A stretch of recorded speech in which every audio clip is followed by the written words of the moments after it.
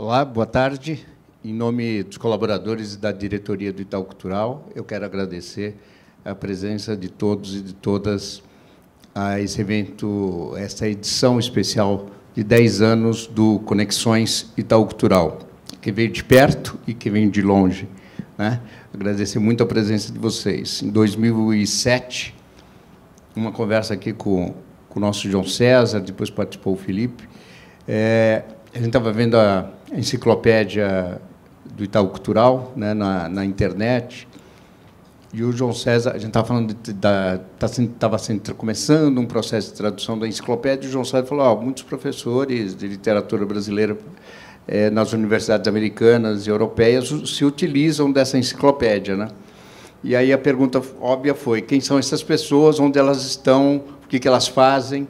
E, a partir daí, nós começamos a fazer informalmente uma pesquisa, né, na internet. Se fosse outro jeito, ficaria bem difícil, mas começamos a fazer uma pesquisa na internet e identificamos mais de 1.000 pessoas, né, naquele momento.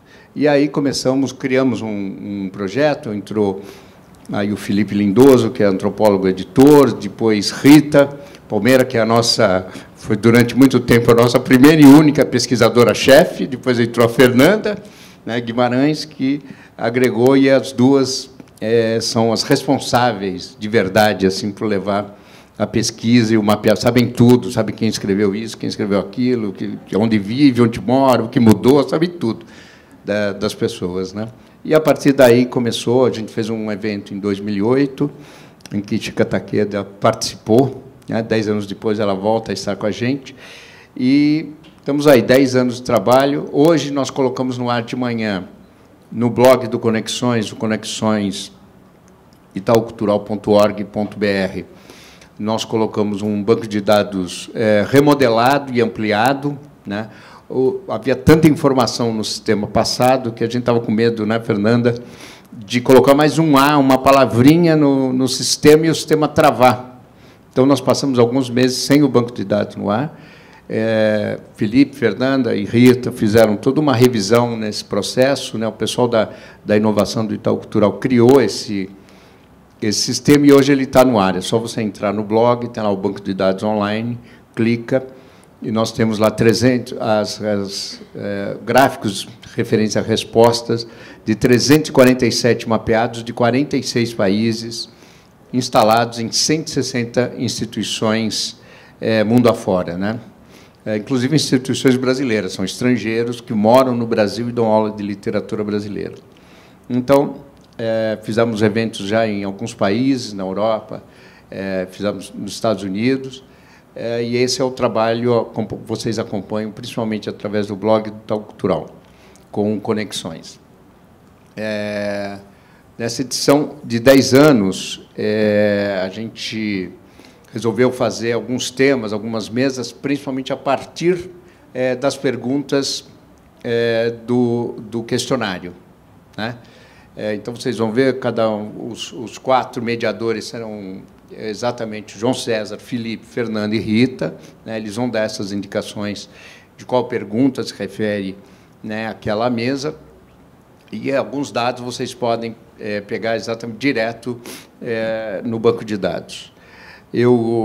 A gente está transmitindo ao vivo, quer dizer, quem nos acompanha também, uma boa tarde. Nós teremos 9 mesas serão transmitidas ao vivo, e serão acompanhadas aqui, né, presencialmente por vocês. Só para completar, antes de passar a palavra para o João César, que é o primeiro mediador e vai apresentar o tema e os profissionais que vão participar desta primeira mesa, queria agradecer muito Marisa e Kendi, que vão fazer a tradução para o inglês para o chat, que está ali. Olá. Se alguém precisar também, elas estão aqui disponíveis. Nós temos as nossas tradicionais intérpretes de Libras, né, que é a língua brasileira de sinais. Érica, que está em ação agora, e Carol, que nos acompanha em todo quanto é lugar. Isso é uma atividade importante para nós, né, ter essa transmissão e a interpretação em Libras. As perguntas devem ser feitas por escrito, por favor. Eliette, que está... Acho que está lá fora, Eliette. Vocês pedem um papelzinho para ela, Eliette dá um papelzinho. e comanda a ida e vinda das perguntas. Eu agradeço muito, Jaitza, as pessoas mais conhecidas dessa edição de 10 anos, que é Jaitza e Roberta, né, todos vocês conhecem, senão não estariam aqui.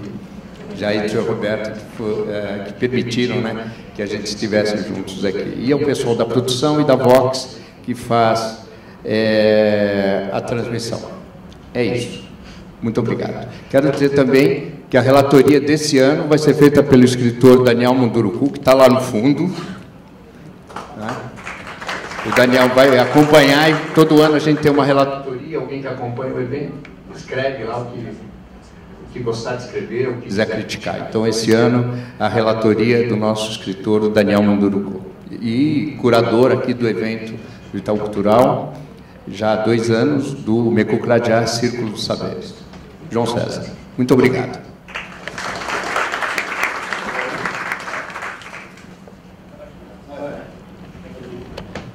Bom, boa tarde. É uma grande satisfação para todos nós, o Claudinei, o Felipe, a Fernanda e a Rita, abrir esta edição do Conexões, Itaú Cultural, mapeamento da literatura brasileira no exterior.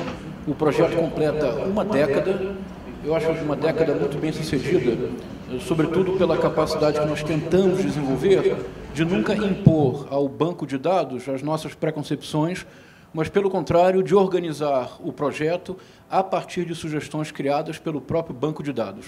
Neste sentido, eu já convido de imediato para compor a mesa a Chika Takeda, que é professora na Universidade de Estudos Estrangeiros em Tóquio, e é tradutora para o japonês de várias obras do Machado de Assis. E ela vai conversar conosco hoje sobre os desafios culturais dessas traduções.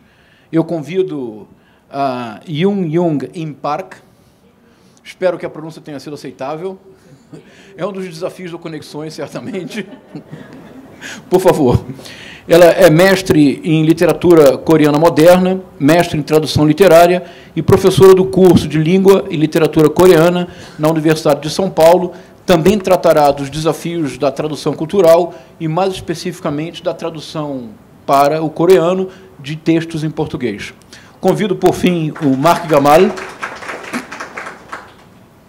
Nos conhecemos recentemente na Biblioteca Nacional. O Mark Gamal foi tradutor visitante no Rio de Janeiro, quando ele estava em vias de concluir um projeto que era a tradução para o árabe de várias histórias. Ele já nos trouxe o livro, e, como ele é muito gentil, no livro há uma fotografia do Machado de Assis, porque assim, pelo menos, nós sabemos qual é o autor. E, no momento, o Mark Gamal enfrenta um desafio fascinante sobre o qual ele conversará conosco, que é a tradução de Memórias Póstumas de Brás Cubas para o árabe. A ideia dessa mesa, como eu mencionei, ela surgiu a partir do próprio banco de dados. Há muito tempo atrás, numa frase definitiva, o José Saramago sugeriu que os escritores produzem apenas, quando produzem, literatura nacional, que a possibilidade de sequer pensar numa literatura, numa literatura universal ou numa literatura que cruze várias culturas e países é sempre uma invenção de tradutores. É uma frase muito interessante porque situa o ato da tradução, a tarefa do tradutor, no sentido de Walter Benjamin, como central para a formação de um cânone que não é apenas nacional, mas é transnacional. E nós temos trabalhado, durante a década deste projeto, com a tradução sobre os mais variados aspectos. Recentemente, conhecemos o esforço tradutório do Mark Gamal, assim como da Jung In Park. Já conhecíamos o trabalho da Chika Takeda, ela esteve no primeiro encontro Conexões de 2008, e nos ocorreu uma pergunta. A pergunta é, ampliando as famosas teses de Walter Benjamin, no famoso texto A Tarefa do Tradutor, que, na verdade, nunca foi um texto abstrato, foi o prefácio de uma tradução efetiva que ele realizou, a tradução dos Tableaux Parisiens, do Baudelaire, para o alemão. Neste famoso texto, propunha o Walter Benjamin que a tarefa da tradução não deveria ser, em nenhuma circunstância, tornar familiar o outro, mas, pelo contrário, desfamiliarizar o próprio. Assim, dizia ele, numa tradução do francês para o alemão, o ideal seria não germanizar o francês, mas afrancesar o alemão. A referência era muito clara. Quando Goethe, no século XVIII, propôs o conceito de Weltliteratur, a principal motivação havia sido a tradução de obras dele, Goethe, para o francês. Nos ocorreu uma pergunta, enquanto pensávamos nesta edição do Conexões. Nos ocorreu radicalizar ou nuançar a reflexão do Walter Benjamin, porque boa parte das reflexões sobre a tradução são reflexões entre sistemas linguísticos e culturais, pelo menos aparentados. Agora, o que ocorre com a tradução, compreendida não apenas como a transposição de uma língua para outra, mas como desafio antropológico de colocar em relação culturas, o que ocorre quando os sistemas linguísticos e culturais não possuem um parentesco tão claro ou, pelo menos, tão assinalável? Temos aqui o prazer de reunir, então, os nossos 3 heróicos tradutores para refletir sobre esta questão. E vamos seguir a ordem do programa. Eu passo, então, a palavra, com grande alegria, para a Chika Takeda.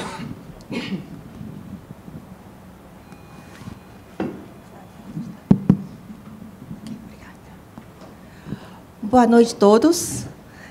Primeiramente, gostaria de agradecer por esta oportunidade a Claudine Ferreira e João César e a todos os organizadores da Conexões de Itaú Cultural. E hoje eu vou falar sobre o choque cultural nas memórias póstumas de Brás Cubas e tradução, minha experiência de tradução como estudo de cultura. E eu publiquei a tradução desta obra, Memórias Póstumas de Brás Cubas, em 2012. E a tradução levou muito tempo mesmo, porque eu tive que estudar muito sobre a literatura machadiana e sobre esta obra também. E houve várias dificuldades, desde linguística até cultural, né? E linguística, só citando um exemplo, porque japonês tem estrutura completamente diferente de português. Citando só um exemplo, em japonês, a frase começa sujeito e depois complementos, e no final é que vem verbo, né? Mas em português é sujeito, verbo e complementos. Então, quando acontece, algum autor escreve sujeito e verbo, reticência. Aí fica meio vazio, não é? Então, precisa pensar muito para traduzir. Okay. Mas hoje eu quero focalizar mais no assunto da dificuldade cultural. E houve alguns trechos que eu entendia linguisticamente e podia passar para japonês, mas eu não entendia raciocínio. E eu vou dar 2 exemplos. Primeiro, como é que eu posso para passar?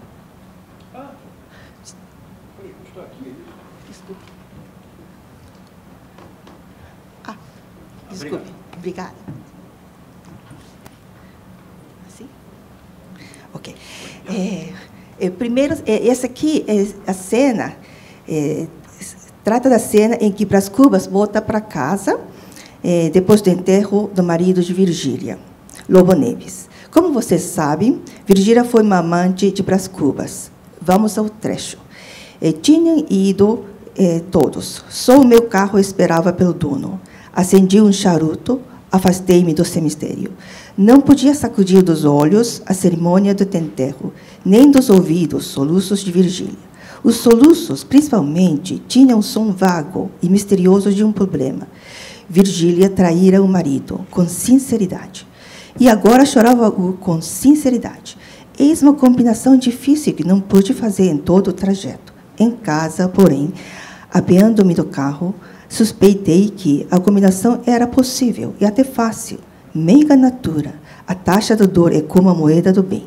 A moral repreenderá, porventura, a minha cúmplice. É o que te não importa, implacável amiga, uma vez que lhes recebeste pontualmente as lágrimas. Meiga, 3 vezes natura. O que eu não conseguia entender era porque ela pôde chorar com sinceridade, apesar de ela traído o marido. Porque essa sinceridade não foi maculada por um remorso. O próprio Brás Cubas cita essa dúvida, porque é exatamente isso que a moral instrui. Mas ele conseguiu resolver essa questão rapidamente. Quando ele chegou em casa, já resolvia o problema. Mas, no meu caso, levou muitos anos para resolver esta questão. Como, então, ele resolveu? Ele descartou a moral, ou seja, a ordem, e adotou o raciocínio fora da ordem. Pensando do ponto de vista moral, o adultério é um mal. Mas a moral é uma regra artificial do mundo da ordem. Se você adotar um outro padrão que rege o mundo da desordem, ou seja, um ponto de vista do ser humano in natura, o ato é muito natural. O que é mal nele? Então, se souber manipular as duas, ordem e desordem, habilmente, conforme a necessidade e conveniência da situação, é possível a combinação de trair o marido com sinceridade e chorar pela morte dele com sinceridade. É a dialética entre a ordem e a desordem. É a malandragem de Virgília. Na verdade, esse tipo de raciocínio é que o japonês, muitas vezes, tem dificuldade de entender e fazer.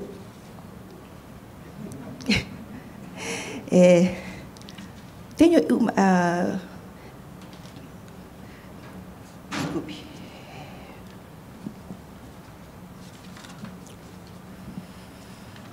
Desculpe. Os escândalos que têm abalado o mundo político japonês nestes meses mostram bem isso. A mídia tem divulgado ao público vários casos amorosos dos parlamentares e alguns tiveram que renunciar por causa disso. Por exemplo, em setembro passado, quando um novo líder de maior partido oposicionista demonstrou a intenção de promover uma competente deputada ao cargo de secretária-geral do partido, uma revista revelou a relação extraconjugal dela e ela foi obrigada a sair do partido. Assim, a sociedade japonesa é muito rígida e muito presa à norma, regra e à moral. Tenho uma impressão de que esta característica da sociedade japonesa tem algo a ver com a reação à publicação de tradução das Memórias Póstumas Brás Cubas no Japão. O livro, eu acho que foi relativamente bem recebido pelo mercado, pois assim que foi lançado, saiu uma resenha numa revista semanal conhecida, avisando a publicação, e em seguida saíram outras em várias revistas. Mas o curioso é que nenhuma das resenhas se adentraram na obra em si. E a maioria se referiu apenas aos assuntos externos, tipo maior escritor da literatura brasileira, ou a obra muito importante. E olhando os comentários na internet, tinha alguns que tentaram fazer análise da obra, mas notei uma coisa. Notei uma palavra muito curiosa que nos comentários tem. A palavra é fushigi, que significa enigma e mistério. Eu suspeitei que muitos não conseguissem saber como entender a obra. E estou achando que esse fenômeno tem a ver com a ideia fora da ordem. E esse raciocínio tem muito a ver com jeitinho. Eu sempre adoto o jeitinho brasileiro na minha aula da cultura brasileira, porque ele é muito válido para compreender não só a cultura brasileira, mas a mentalidade brasileira. O jeitinho é uma maneira mágica e criativa para resolver problemas cotidianos. O brasileiro sabe achar uma saída milagrosamente, mesmo numa situação sem saída. Numa situação em que, se fosse um japonês, desistiria logo e se conformaria, ainda que descontente, o brasileiro nunca desiste e insiste em achar uma alternativa, reconciliando duas coisas antagônicas. Pode e não pode. E, às vezes, nem se importa em cometer uma transgressãozinha da lei ou alguma quebra das normas sociais. O brasileiro pode fazer porque sabe se deslocar da ordem temporariamente e achar uma alternativa e aplicá-la na ordem. E, no final, tornar o impossível possível. Para saber a diferença do raciocínio entre o japonês e o brasileiro, eu aplico um questionário sobre o jeitinho brasileiro nas aulas. Tirei-o do livro intitulado Cabeça do Brasileiro, escrito pelo jornalista Alberto Carlos Almeida. Ele fez uma pesquisa sobre a mentalidade brasileira, sob vários ângulos, inclusive do jeitinho brasileiro. O questionário apresenta 19 situações e pede às pessoas para classificá-las por meio de 3 denominações: favor, jeitinho ou corrupção. Como o jeitinho é um conceito muito ambíguo, dentre 19 situações, nenhuma ganhou votos de mais de 60%, tinha 4 que foram classificadas como jeitinho por mais de 50% de votos. São as seguintes. Essas são 4, né? E eu aplico esses questionários para os meus alunos japoneses também. Aí o resultado fica assim. A diferença entre o brasileiro e o japonês, né? Uma pessoa que costuma dar boas gorjetas ao garçom do restaurante para, quando voltar, não precisar esperar na fila. No caso brasileiro, 27% classificaram como corrupção e japonês 49%. E uma pessoa que trabalha em um banco ajudar um conhecido que tem pressa a passar na frente da fila. No brasileiro, 17%, japoneses, 67,7%. Uma pessoa que conhece um médico passar na frente da fila no posto de saúde brasileiros, 40%, e japonês, 86,5%. Uma mãe que conhece um funcionário da escola passar na frente da fila quando vai matricular seu filho brasileiro, 41%, e japonês, 85,4%. Daqui percebe-se que o japonês, em comparação ao brasileiro, tende a seguir mais o padrão e as normas sociais e a taxar as situações entre correto e não correto, julgando pela regra estabelecida no mundo da ordem. Para muitos, não há opção de transgredir normas sociais e buscar um meio termo. É claro que há muitos japoneses que a transgridem, mas, nesse caso, essa pessoa é restritamente condenada, como aconteceu com aquela deputada. O raciocínio do japonês se restringe mais ao nível da ordem. Enquanto vive numa sociedade, dificilmente há alternativa de sair fora de suas normas. E o segundo exemplo é o caso de Cotrim. Cotrim é cunhado de Brás Cubas. Ele era uma pessoa que contrabandeava escravos e mandava-os ao calabouço com frequência, e os escravos sempre desciam deste local escorrendo sangue. E, por outro lado, ele exercia o cargo de tesoureiro de uma confraria e era irmão em várias irmandades. Brás Cubas escreve que ele era uma pessoa honrada e merecia um modelo. Não pude entender. Por que uma pessoa tão feroz, que aprisionasse escravos no calabouço e os linchasse, poderia ser honrada? E alguém que trabalhasse com contrabando de escravos poderia ser moderar? Eis aqui, outra vez, a combinação difícil de duas coisas antagônicas. Na verdade, a incongruência é característica do próprio romance. Nela convivem muitos sims e nãos reconciliados. Não há suporte absoluto neste romance. não se deve ler este romance de maneira unívoca, mas sim de maneira equívoca. Como apontou Robert Schwartz, a volubilidade é a característica deste livro. Eu acho que vocês já estão adivinhando por que o japonês tem dificuldade de entender esta obra. A maioria do japonês não entende este meio termo brasileiro. E penso que esta aqui é a causa do enigma, da estranheza ou do fushigi dos leitores japoneses. A crítica de Brás Cubas ou de Machado tem como alvo as ideias e a filosofia da Europa, a religião como o catolicismo e as instituições como o casamento, etc. Em resumo, a ordem oriunda da Europa. Mas ele não critica totalmente. A crítica dele é relativa. Por isso é que ele usa a paródia. Assim, nas memórias póstumas de Brás Cubas, convivem a ordem e a desordem. Esse meio termo brasileiro é que deve tornar a obra difícil aos japoneses.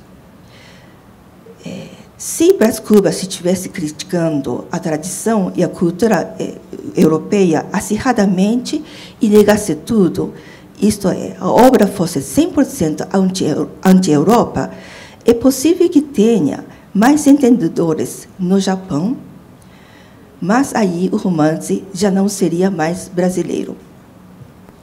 Mas então, não há esperança de a literatura machadiana ser entendida pelos japoneses? Claro que sim. Quando publiquei a tradução de Dom Casmurro, em 2014, saiu uma resenha no renomado jornal Mainichi, na qual o crítico Yoji Arakawa percebeu o meio termo do Machado e escreveu o seguinte: o texto do romance é tão agradável que até as coisas desconhecidas da sociedade e literatura brasileira podem ser percebidas de maneira transparente. Não há necessidade de descrever a época minuciosa e densamente. Basta apenas uma porção sobre a história, apenas uma porção de minhas memórias. Mesmo assim, o válido pode se transmitir.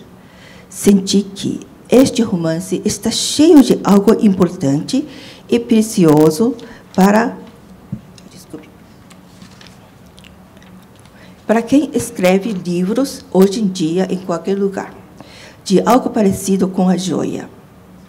O autor não está situado no centro das coisas.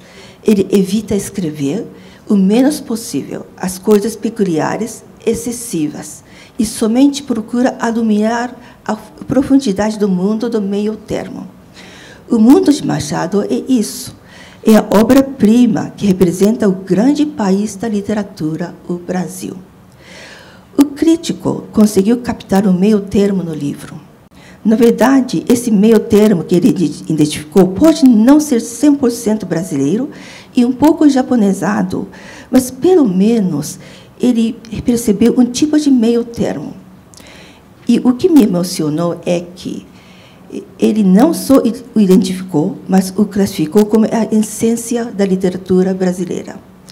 E valorizou tanto quanto elogiou o país, afirmando o grande país da literatura. Então, sempre há alguém que consegue intuí-lo e outros que conseguem aprendê-lo como eu.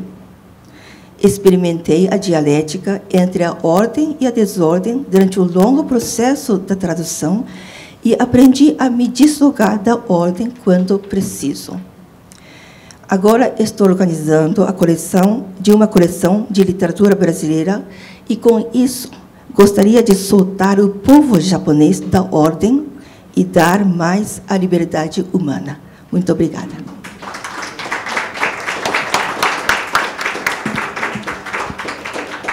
Chica, muitíssimo obrigado por essa brilhante reflexão. Eu passo agora a palavra, seguindo a ordem da programação, ao Mark Gamal, e depois teremos todos a oportunidade de conversar com a Chica. Boa tarde. Antes de mais nada, eu gostaria de agradecer ao Instituto Itaú Cultural por me convidar a este evento com tanta gente erudita. E gostaria de agradecer também a todos os participantes, a todos vocês, para compartilhar a minha experiência e aprender mais ainda sobre a literatura brasileira. Essa é a minha segunda visita ao Brasil, já que no ano passado eu tive o prazer de participar no programa Residência de Tradutores Estrangeiros no Brasil, realizado pela FBN, a Fundação Biblioteca Nacional. Naquele momento eu estava no processo de traduzir várias histórias, já finalizada e publicada, dá para ver aqui. Essa visita foi uma grande oportunidade para mim, para eu conhecer melhor o universo machadiano e a obra dele, e compreender também o texto da obra em questão, colocar as histórias no contexto delas, tentando assim apresentar ao leitor arabófono uma tradução rigorosa e coerente com as características do próprio autor. Nesse momento, agora, estou no processo de traduzir Memórias Póstumas de Brás Cubas. Portanto, mas eu acho que seria importante dizer que eu não sou acadêmico, sou tradutor profissional mesmo, principalmente traduzo obras literárias, que é isso que eu gosto. Portanto, eu vou tratar de falar sobre a minha experiência prática à luz da tradução dessas duas obras.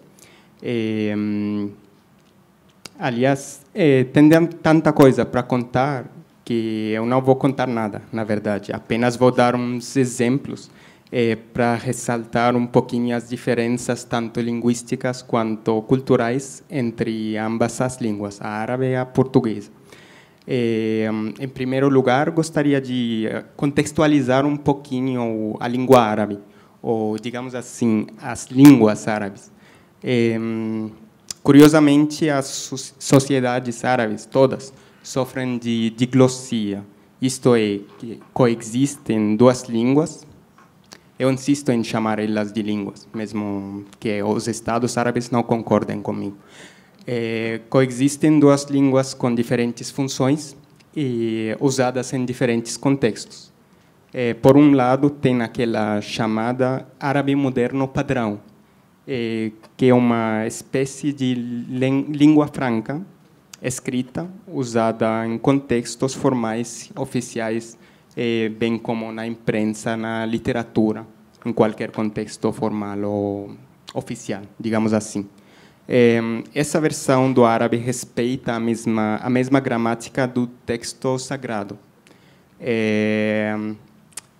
Isto é, a gramática árabe não mudou nos últimos 14 séculos.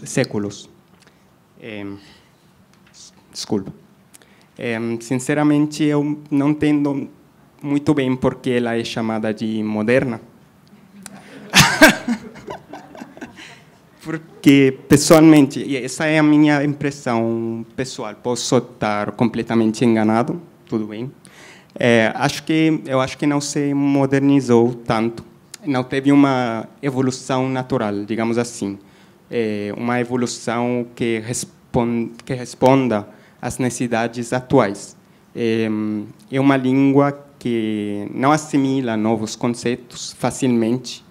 Há muitos termos, por exemplo, há muitos termos que não existem em árabe, infelizmente, para mim, porque eu sofro. Infelizmente, também as academias da língua árabe apenas servem para manter o status quo, a situação atual da língua árabe, impedindo assim que ela tenha uma evolução mesmo, evolução natural que responda às necessidades de agora, desse momento. Por outro lado, cada país árabe, cada sociedade árabe tem um dialeto dela, que é uma língua cotidiana, usada no dia a dia, nunca reconhecida pelo Estado como língua oficial. Esses dialetos quase nunca se escrevem, mas em contextos muito informais, como, por exemplo, no Facebook e por WhatsApp. Além disso, alguns dialetos podem se distanciar tanto do árabe padrão até o ponto de serem incompreensíveis para outro arabófono de outro país. Por exemplo, eu sendo egípcio, não entenderia muito bem o dialeto do norte da África, como, por exemplo, o marroquino. Mesmo assim, não são reconhecidas como línguas oficiais. Como dizem, uma língua é um dialeto com exército e armas. Enfim, tendo em conta que cada vez que eu escrevo, tenho que escrever no árabe padrão, que nunca se fala, como já disse. Então, para mim, é como se escrevesse numa segunda língua, que por muito que eu domine, tenho que pensar em cada coisa, cada expressão, cada frase, nada é espontâneo, natural, assim. O grande poeta sírio, Adonis, diz o seguinte: escrevo numa língua que me condena ao exílio. Se tiver tempo, até eu posso mais tarde explicar porque eu prefiro, mesmo assim, apesar de tudo isso, eu prefiro escrever no árabe padrão e não no dialeto, por exemplo. Então, o árabe é tão diferente do português em termos de estrutura e gramática que a tradução entre ambas as línguas acaba por ser uma recriação da obra. Por exemplo, em árabe não é tão comum o uso dos parênteses, isto é, palavras ou expressões que interpostas no discurso, uma vez que interrompem a trilha de pensamento, resultando em frases confusas e, às vezes, incompreensíveis. A língua árabe tem que fluir, sem muitas interrupções, sem muitas pausas. Mesmo no diálogo, por exemplo, em Memórias Póstumas de Brás Cubas, no 30º capítulo, diz o seguinte: vem cá, Eugênia, disse ela, cumprimenta o doutor Brás Cubas, filho do senhor Cubas, veio da Europa. Em árabe, este parágrafo deve ser mais ou menos reestruturado, fazendo as mudanças necessárias para eliminar as interrupções ou as pausas, para garantir que o texto seja fluido, mantendo sempre o mesmo sentido original. O resultado em árabe seria o equivalente do seguinte: disse ela, vem cá, Eugênia, cumprimenta o doutor Brás Cubas, filho do senhor Cubas, veio da Europa, ponto. Aliás, há tradutores que traduzem literalmente sem mudar quase nada em termos de estrutura, só que em árabe fica um pouquinho esquisito, às vezes incompreensível. Então, mesmo assim, mesmo que os parênteses não sejam tão comuns em árabe, eu gostaria aqui e aproveitando que estou falando em português, não em árabe, gostaria de abrir parênteses para contar o seguinte: quando eu recebi esse convite, aí eu peguei na minha tradução de várias histórias que tinha sido publicado, pensando o que poderia servir de exemplo para ressaltar essas diferenças culturais.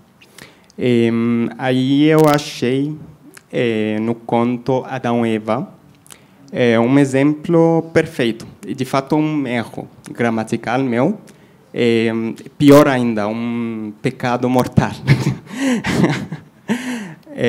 Explico. Em árabe, além do singular e plural, tem flexão dual, que lógico, eu ia usando cada vez que o autor fazia referência a Adão e Eva, duas pessoas, não mais.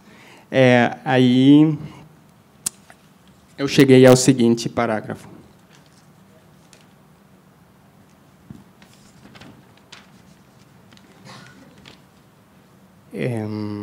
Não, interrompeu o tinhoso. Quero justamente o contrário. Há no jardim uma árvore que é a da ciência, do bem e do mal. Eles não devem tocar nela, nem comer-lhe os frutos. Aí eu tive que fazer todas as mudanças necessárias que já contei, eliminando as interrupções. Só que, não sei no que andava eu a pensar, esqueci de usar o dual. Usei o plural, multiplicando assim Adão e Eva. Em lugar do dual, eu usei o plural, por engano. Como se fossem várias pessoas, não só duas. Sacrilégio, não é?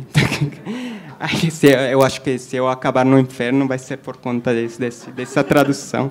Mas, enfim. Aí eu gosto muito da filosofia da tradução, de todas as ideias que sustentam essa arte, ou essa profissão. Gosto de pensar nela como um ato de expressão, um ato de criação. Mas ainda bem que não é a criação do mundo, porque teria sido um desastre multiplicando Adão e Eva. Então é isso que e também aproveitando, falando nisso, tem que mencionar também que na hora de traduzir para o árabe, o tradutor tem que respeitar muito a cultura e as questões religiosas, porque as pessoas lá se ofendem muito fácil. Esse encontro está sendo transmitido, não é? Enfim, espero que ninguém se ofenda. Por exemplo, em qualquer contexto que possa ser um pouquinho crítico com qualquer religião ou com a religião em geral, o tradutor tem que tomar muito cuidado e com os termos que ele usa, tentar usar termos que não sejam muito ofensivos. E, por exemplo, em lugar de mencionar Allah, que significa Deus em árabe, deveria, não sei se deveria, mas o que acontece é o seguinte: a gente usa outros equivalentes, como, por exemplo, Arab, que seria o equivalente do o Senhor. Para não ofender ninguém, mesmo que o termo Allah não está ligado a certa cultura, a certa religião, é um termo geral, eu acho. Há muitas teorias, mas eu acho que quer dizer de Deus, simplesmente. Mesmo assim, a gente evita um pouquinho usar esse termo para não ofender a ninguém. São apenas uns exemplos para ressaltar essas diferenças que eu falei. E só isso. Obrigado.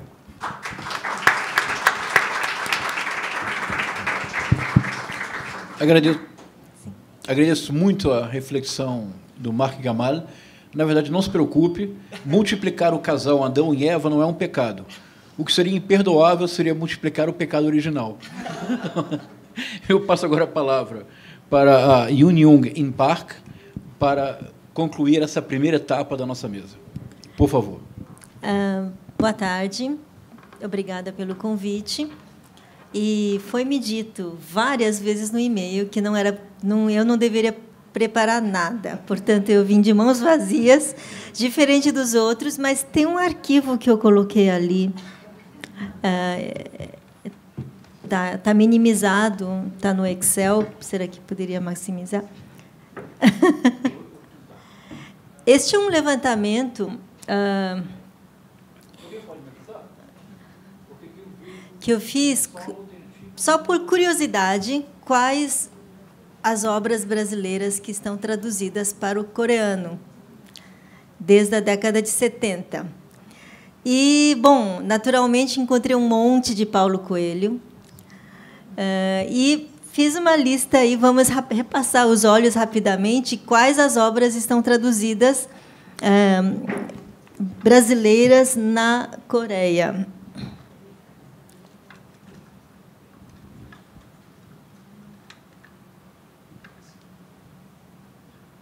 Ele está minimizado na tela, ele não está na área de trabalho.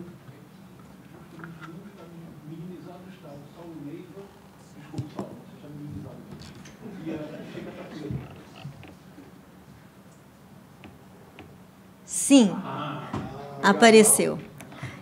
Bom, deixa eu ver. Temos, aí o ano está à direita, né? Temos alguns: Jorge Amado, temos Érico Veríssimo, José Lins do Rego, Clarice Lispector, Nelson Rodrigues, Machado de Assis, Dina. Engraçado essa tabela. Eu mexi nessa tabela depois disso. Bom, e Luiz Fernando Veríssimo.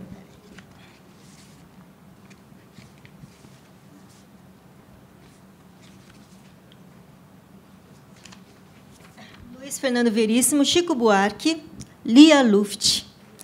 São algumas, não são muitos, né? Acredito que dá uns 20, não chega a 30. Nós temos, eu tenho uma outra lista aqui, correndo, uns 20, mais ou menos a mesma quantidade, só de Paulo Coelho, né?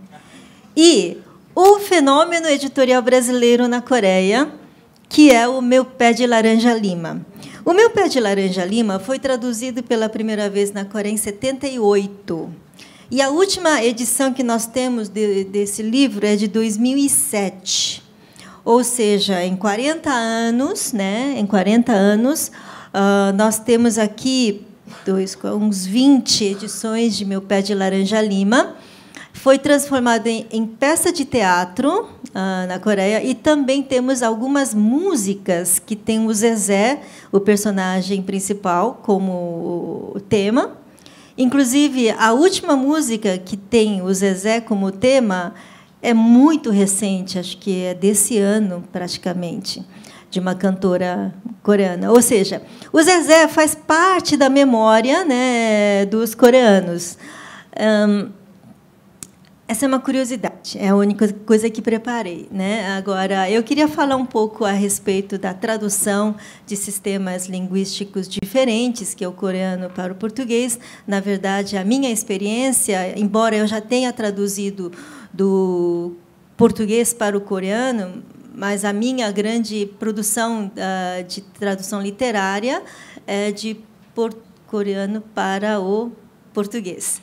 Ela estava falando da sintaxe diferente, né? A sintaxe coreana é bastante parecida com a japonesa, só a sintaxe também, o resto é muito diferente. Inclusive, são duas línguas que não pertencem à mesma família, né? Antigamente, tinha a classificação de família ural-altaica, onde entrava o japonês, o coreano e o húngaro, enfim.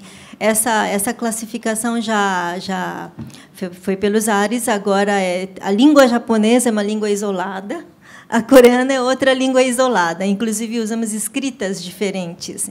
Nós temos alguma semelhança bastante grande sintaticamente, apenas sintaticamente. Então, eu queria falar um pouquinho da sintaxe, que é assim, acompanha comigo, se eu falo assim, a chave da porta, da casa, da praia, de Guarujá. Certo? Agora, para falar isso em coreano, eu tenho que começar do contrário. Eu tenho que falar do Guarujá, da praia, casa, porta, chave. Então, da mesma forma, se você vai colocar em português assim, eu comprei uma linda bolsa. Aí você fala, que era o qual, cujo, aí você vai colocando, né, as ressalvas ou as observações sobre essa bolsa. Só que no coreano tem que fazer ao contrário, né? Ou seja, enquanto você faz o percurso ao contrário, você vai criando um suspense daquilo que você está falando, né? Então, quando você vai montar uma frase dessas em coreano, a sua cabeça pira, tá certo? Porque você joga, eu comprei, né? Daí você tem que botar todas essas subordinadas e coordenadas e tem que ir montando ao contrário. E isso fica muito estranho no coreano. Então, uma vez, e dependendo de como você refaz esse percurso, a pessoa lê e fala assim, nossa, soa muito artificial isso, né? Então, você tem duas opções. Ou você quebra todas essas frases, tá certo? Ou você tem que ficar 3 horas para cada frase para tentar remontar de um jeito natural, né? Então, eu lembrei de uma frase que de uma crônica do Sabino que eu traduzi, que era assim: vocês todos conhecem, né, o Homem Nu, né? Quem não leu o Homem Nu, né? No final tem lá: eu comi o pão amanhecido, vírgula, que não era tão ruim assim. Então, eu não posso falar nessa sequência a oração. Eu tenho que falar que não é tão ruim assim o pão que eu comi, certo? Então, o que eu fiz? Eu tive que quebrar a oração em duas, né? Comi o pão amanhecido, ponto. E não era tão ruim assim, né? Bom, o exemplo do Sabino que eu acabei de dar é muito curto, então dá para fazer agora. Tem situações em que cada autor tem um jeito de escrever, não é verdade? Então, ou você oblitera o jeito dele de escrever, aí você fica, ixi, né? É sempre uma tarefa que deixa a gente assim, não sei o que é o correto, se é que existe o correto, né? Outro detalhe que eu queria falar é que os autores brasileiros gostam muito de jogo de palavras, o que não dá para fazer, né? Tem jogo de palavras em tanta coisa e às vezes isso liberta, né? Porque você simplesmente fala esquece, rima, esquece, né? Então às vezes é até mais fácil de você traduzir um poema, porque se você vai traduzir para o inglês, você vai tentar de alguma forma recuperar a rima em coreano e esquece, né? Então já às vezes você ganha uma liberdade, né? Daí que entra. Eu sou uma das filhas do Haroldo de Campos, né, guerrilheira, né? Então não dá para recuperar, esquece as rimas, esquece os jogos de palavras. E o que dá para criar, né, como tradutor, você vai criar e enfiar lá, tá certo? E fazer o quê, né? Aí você perde tudo, você já saiu no zero ou menos alguma coisa. E o que você puder acrescentar, acrescenta, mas aí o texto não é do autor, é do tradutor, certo? Então, eu queria... Bom, são algumas considerações que eu queria falar, né? Eu não sei se alguém quiser depois perguntar alguma coisa, vou estar à disposição.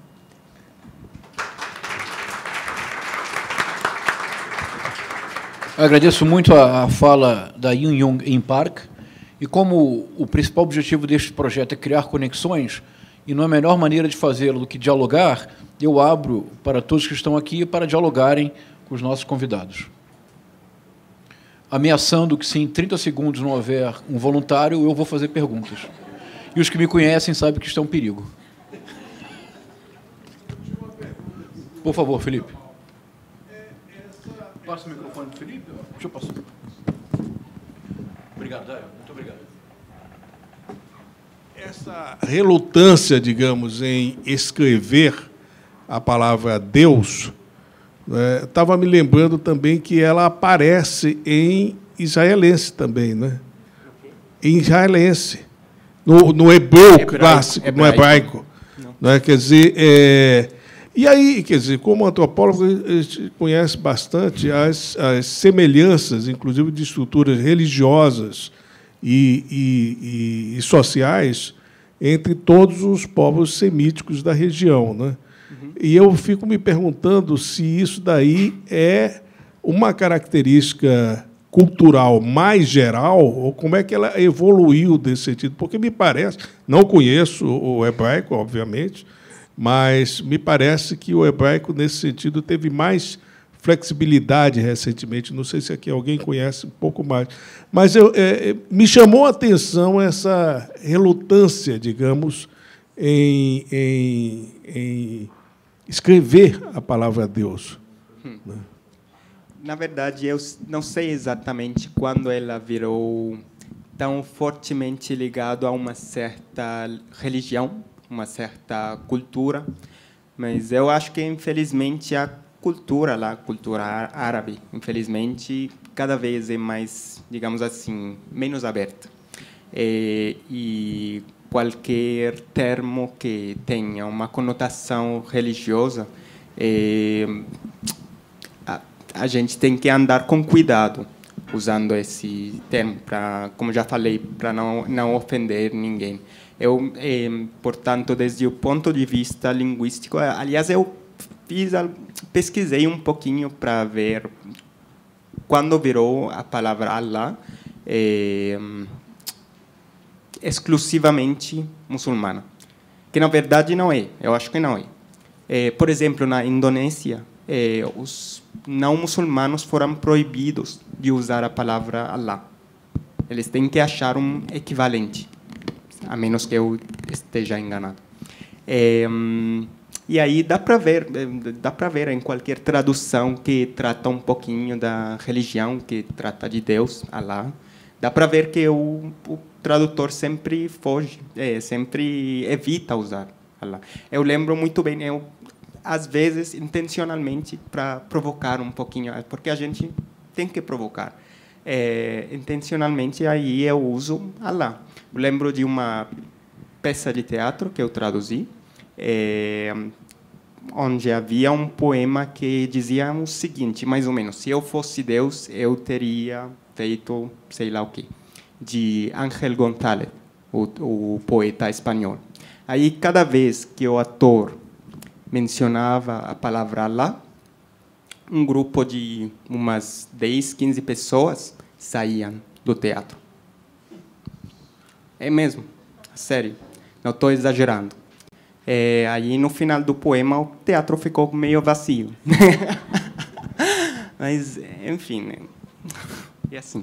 Deixa eu, por favor, eu cometi um erro, o Claudinei me avisou, eu peço que as perguntas sejam feitas por escrito, porque está tudo sendo filmado. Então, se puderem, por favor, as perguntas por escrito. E eu vou ler as perguntas. Então, peço que preparem as perguntas por escrito, será assim durante todo o nosso encontro. Enquanto vocês escrevem, eu vou, então, dialogar um pouco com a Chica e vou incluir o Mark também e um Park. Me pareceu fascinante, Chica, na sua belíssima reflexão, se eu compreendi corretamente, como a questão real era menos a dificuldade da tradução linguística, embora naturalmente haja desafios com que você enfrentou, mas era muito mais a recepção cultural de certas circunstâncias do texto para o contexto japonês. Eu gostaria, se você pudesse falar um pouco mais, se na recepção de Memórias Póstumas de Brás Cuba e de Dom Casmurro, se ficou claro para você, pelas resenhas, pelo tipo de recepção, que, para o público, a dificuldade era também muito mais cultural do que a dificuldade da própria literatura ou da tradução.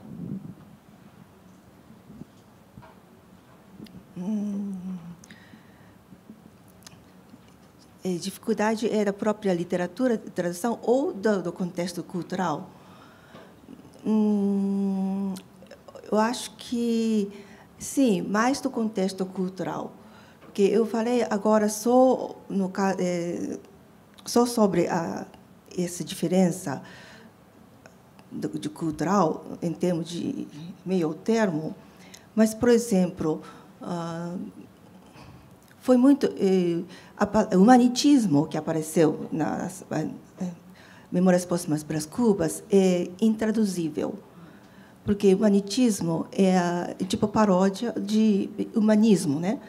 Mas humanismo é um termo que não é muito familiar para muitos japoneses, porque os conceitos ocidentais só foram introduzidos ao Japão no século XIX. E, citando outros termos, por exemplo, muitas palavras que para vocês são muito familiares e muito cotidianas, como, por exemplo, língua, saúde, religião, ou natureza, ou escola, essas palavras foram criadas ou inventadas só no século XIX, quando o Japão importou as ideias ocidentais. Então, tipo humanismo. E humanismo é bem mais palavra difícil do que a escola, ou ar, ou temperatura, ou música. Então, para muitos japoneses, talvez humanismo conhecem a palavra humanismo, mas não sei se os japoneses entendem bem o que é humanismo, né? Então, quem não conhece o humanismo, como é que pode entender a paródia de humanismo? Então, esse contexto cultural é completamente diferente e isso dificulta o entendimento da obra. Obrigado, Chica. Eu tinha uma pergunta para In Young. Só queria claro. Comentar, próximo às considerações que você fez, teve um livro que foi editado na Coreia no ano passado, ou esse ano, acho que foi no ano passado, o Macunaíma. Né? O Macunaíma. Ocorre que quem traduziu o Macunaíma não era um pesquisador de língua ou literatura ou cultura brasileira. Ele era professor de espanhol, né? E achou que conseguiria traduzir Macunaíma. Resultado, é vergonhoso. Está escrito eu vou ler, traduzindo literalmente, o título que foi traduzido para o coreano é Macunaíma, : herói sem nenhuma característica. Bom, se o título está assim, o que dirá da recepção, né, do livro, que é o anti-herói, né, mas não é anti-herói, virou sem nenhuma característica. Né? Então, realmente, para fazer uma tradução de obras brasileiras canônicas, né, é preciso ser feito não por um tradutor de profissão, e, no caso, nem era um tradutor de profissão, mas uma pessoa que pesquise, de fato, a cultura, né, e a literatura brasileira. Né? Essa é uma bela referência. E nós teremos aqui a Katrina Dodson, não sei se ela já se encontra... ela está refazendo a tradução de Macunaíma. A tradução existente para o inglês de Macunaíma realizou uma proeza. Essa frase-chave que atravessa o romance, estrutura o romance em boa medida, que é "ai, que preguiça", e o Dário, a Marta, a Victória e a Katrina certamente já trabalharam com essa tradução. Toda vez que o Macunaíma diz "ai, que preguiça", que é rigorosamente fundamental, em inglês, por algum motivo, é "what a fucking life". O que não parece ser exatamente uma boa tradução para "ai, que preguiça, what a fucking life". Mas eu queria lhe fazer uma pergunta. Você fez uma menção, e eu vi que a Rita, a Fernanda, o Felipe, o Claudinei ficaram todos animados. Foi um aspecto do mapeamento descoberto pelo Felipe, que muito nos surpreendeu, e que eu acho que surpreenderia muito aos professores e aos brasileiros hoje em dia. É que é um fenômeno da tradução da literatura brasileira que é José Mauro de Vasconcelos. Em contextos os mais diversos, Meu Pé de Laranja Lima não é apenas um romance que foi traduzido por apoio da Biblioteca Nacional ou por interesse. Meu Pé de Laranja Lima constitui, em vários contextos culturais muito diversos, uma referência, por vezes, nacional. Eu gostaria de lhe perguntar, se você tem informação, como foi feita a primeira tradução e como tornou-se, eu fiquei muito surpreso com a sua referência, como Meu Pé de Laranja Lima tornou-se uma referência nacional coreana. Uma vez eu estava comentando sobre esse fenômeno para um amigo e ele disse: "Você sabiam que o Meu Pé de Laranja é um fenômeno explicável no Brasil também? Porque no Brasil também foi um fenômeno e parece que não dá para dizer, olha, exatamente isso pegou o coração das pessoas, né?" Eu sei que esse livro foi traduzido na década de 70. Nós temos alguns cursos de português nas universidades coreanas, 3 ou 4. Na época, só tinha em uma única universidade, na década de 70.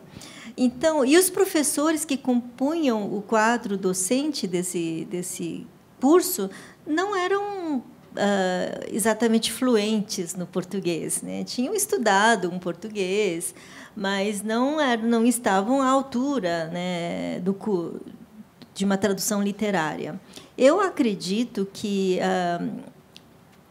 foi assim um golpe de sorte, vou dizer. Tem um provérbio coreano que diz assim: é o boi que, dando passos para trás, mata um rato, né? Então, é uma coisa assim, é uma coincidência de fatores, né, que um dos professores resolveu traduzir esse livro, talvez porque, quando eu era criança, eu morava aqui, eu vim para o Brasil com 10 anos, eu lembro de ter lido O Meu Pé de Laranja Lima no ginasial, né?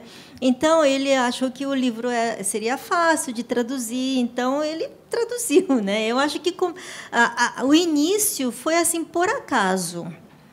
E eu acho assim, essa é uma opinião minha, posso não. Eu acredito que o título em coreano, que é Meu Pé de Laranja Lima, o laranja lima ele não é conhecido na Coreia, o laranja lima. Então, para traduzir o laranja lima, a pessoa traduziu lime. Em inglês também é lime, ou laranja lima. Então, ele colocou... Como é que é em inglês isso?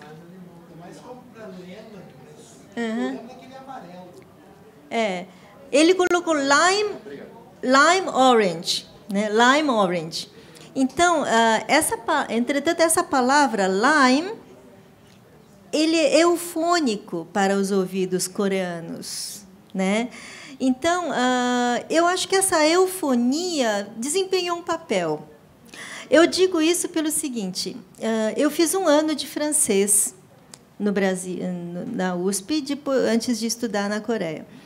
E, nesse ano, a professora pediu para ler um livro de Guy de Maupassant. Aí eu estava lendo o livro e eu falei, mas eu conheço esse conto. Eu li esse conto em algum lugar. Era o conto, eu esqueci o nome, é Colar de Diamantes. Não sei se alguém conhece esse conto, é Colar de Diamantes. É um conto incrível. Ocorre que eu li esse conto em coreano quando eu morava na Coreia, quando eu tinha uns 9 anos de idade, porque eu vim para cá com 10 anos. E aí eu falei, eu conheço esse conto, mas por que está diferente? Depois eu lembrei que, em coreano, não era colar de diamantes, mas sim de colar de pérolas. Aí depois eu fiquei pensando, mas por que traduziram colar de pérolas em vez de colar de diamantes, né? E eu intuí que a palavra diamante não existe em coreano, só dá para falar diamond. Enquanto que pérola tem, né?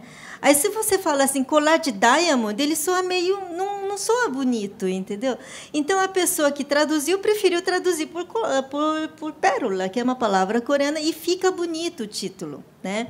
Então, essa, como eu disse, é uma intuição minha. Eu acho que O Meu Pé de Laranja Lima, uma das coisas que pegou foi o próprio título, que é o lime orange, ele soa bonito em coreano, que é uma palavra que ninguém sabe, não sabe o que é o lime, mas não sei o que é, mas soa bem. Aí, eu sempre digo assim, é alguma coisa que você engancha e aí vai abrindo, né? É por acaso, mas vai abrindo. Essa é a ideia que eu tenho. Muito obrigado. Eu tenho uma pergunta da Lídia Santos para o Mark Gamal. A pergunta é, se você está traduzindo Memórias Póstumas, já encontrou a passagem onde, segundo o aluno meu em Nova York, o aluno encontrou a descrição do... é que eu não estava entendendo a palavra. Obrigado. Do sonho de Maomé. Se você já encontrou essa passagem, como você pretende traduzi-la? Eu li a obra completa, só que não parei nessa frase. Agora não lembro de ter pesquisado ou ter pensado na... Mas sonho de Maomé, não conheço. Maomé, não conheço. Tá. Sonho... Tá, aliás...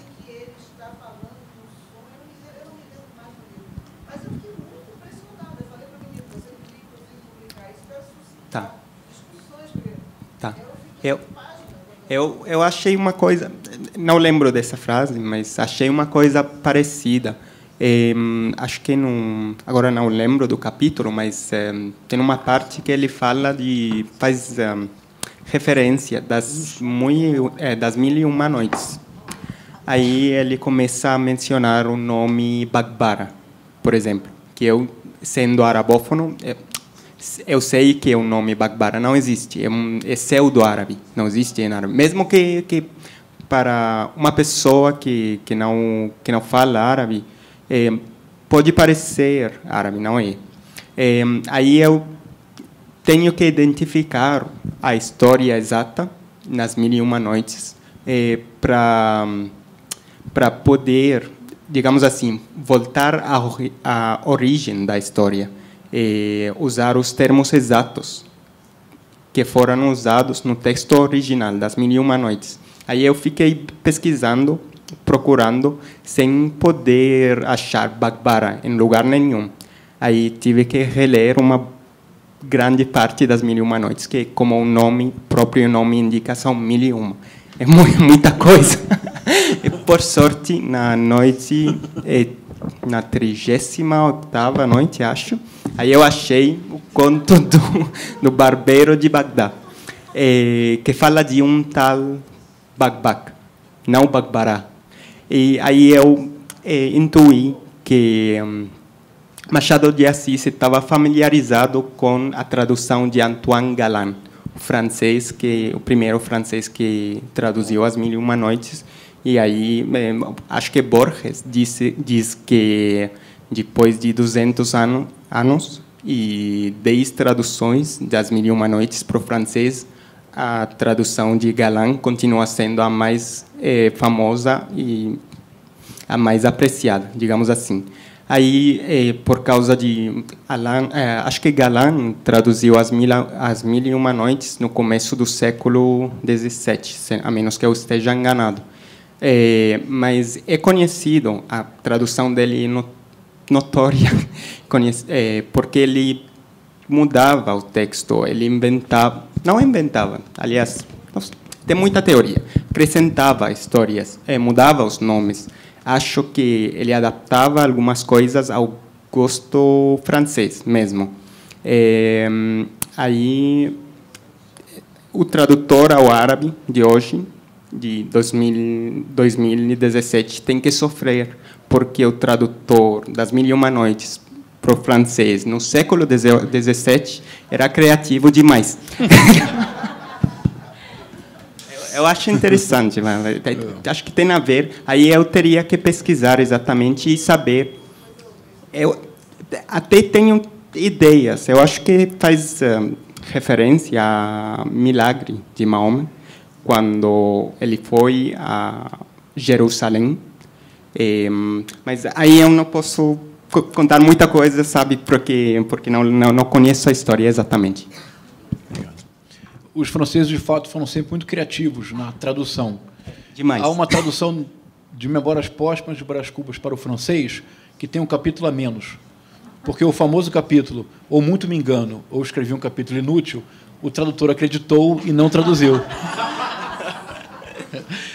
Segundo a produção, nós dispomos ainda de 10 minutos. Não é isto?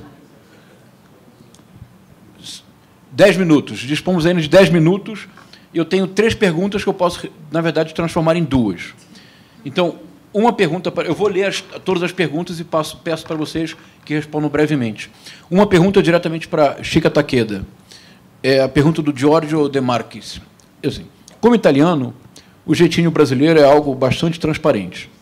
Seria interessante saber se a dificuldade japonesa em sair temporariamente fora da ordem é também um obstáculo na recepção das obras japonesas no Brasil, ou se os tradutores e editores brasileiros encontraram também um jeitinho para ler a literatura japonesa.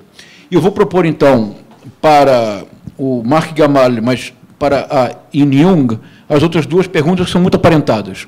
Uma é do Roberto Vecchi, a outra é da Victoria Saramago. Diz o Roberto Vecchi, muitas vezes o que parece na tradução é uma certa concorrência entre conhecimento e estética. Onde se salva o sentido, se perde a ambiguidade estética. Como balançar a relação entre essas diferenças que são tão relevantes? Que é uma pergunta muito próxima à da Victoria Saramago. Ela pergunta, imagino que um dos maiores desafios para vocês seja decidir qual solução adotar para uma determinada passagem quando múltiplas soluções se apresentam. Como é para vocês o momento de optar por uma solução em detrimento de outras? Eu começo, então, com a Chica Takeda, passo para o Mark Gamal e termino com a Yun Young e peço apenas que as respostas sejam breves. Por favor. Como resolver o quê? O querido Giorgio, que é conhecido como um provocador nato, está lhe provocando, perguntando se não haveria o problema inverso, ou seja, como que os leitores brasileiros leriam as obras japonesas se há um primado da ordem em lugar da malandragem. Quer dizer que os tradutores brasileiros também encontraram um jeitinho? Essa é a provocação, não é, Giorgio? Desculpa, não entendi muito bem. A pergunta dele era um caminho inverso.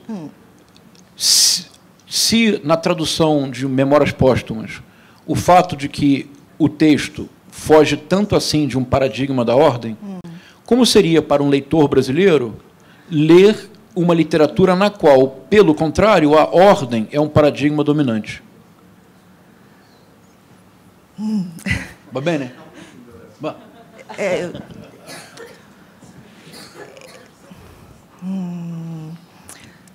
Como ler a obra, a literatura japonesa, que é baseada na ordem, é a pergunta. É fácil, é porque quem tem duas coisas pode descartar uma. Quem só tem uma, é difícil ter outra. É a resposta. Giorgio, ela respondeu a sua provocação de maneira brilhante, Giorgio. Agora, por favor, Mark Gamal, depois Yun Young. Então, como optar por uma solução e não outra? Eu acho que, principalmente, o dever do tradutor é transmitir a mensagem original do autor. É só isso. Eu acho que todas as opções, todas as decisões que eles tomam têm que ser ao redor dessa ideia, respeitar a mensagem original. E simplesmente é isso. Obrigado. Vamos concluir, então, com a Yun Young, por favor. São duas coisas, né? Acho uma, o que fica, né, entre o conhecimento e a estética, né? Eu sou tradutora há muito tempo, não só literária, mas tradução comercial, né? E eu costumo dizer para todo mundo, uma boa tradução é, acima de tudo, um bom português. Eu acho que a profissão acabou me moldando a isso. Então, hoje, eu traduzo mais pensando no leitor. Por exemplo, eu sei que um leitor coreano não é muito adepto ao intelectualismos. Então, eu não procuro não aplicar muito soluções mirabolantes de jogos de palavras intelectualistas, né? Então essa é uma opção minha, né? Agora a outra pergunta, tem coisas que não tem como traduzir. Por exemplo, tem um poema que chama assim A Neve Está Viva, só que em coreano pode ser neve quanto olho. Né? E o poeta quis dizer isso, exatamente as duas coisas, neve e olho. Como é que eu vou traduzir isso? Não tem como, né? Então, e acho que no japonês também tem muitas palavras homófonas, né? Homógrafas, né? Que acho que no japonês é pior do que no coreano, né? Tem um outro poema que eu estava tentando traduzir que é o leão, mas o leão é a mesma palavra para o anjo da morte, né? Então, realmente, isso é uma questão que não tem resposta. Não tem resposta. Bom, eu agradeço, então, muitíssimo a Chika Takeda, a Yun Young em Park, ao Mark Gamal, por um belíssimo começo de encontro, e convido a todos para a próxima mesa, às 18 horas, Literatura e Outras Artes, que será coordenada por uma das pesquisadoras do projeto, a Fernanda Guimarães, e que contará com a presença da Lídia Santos, do Dário Borim e do Saulo Neiva. Voltamos às 18 horas.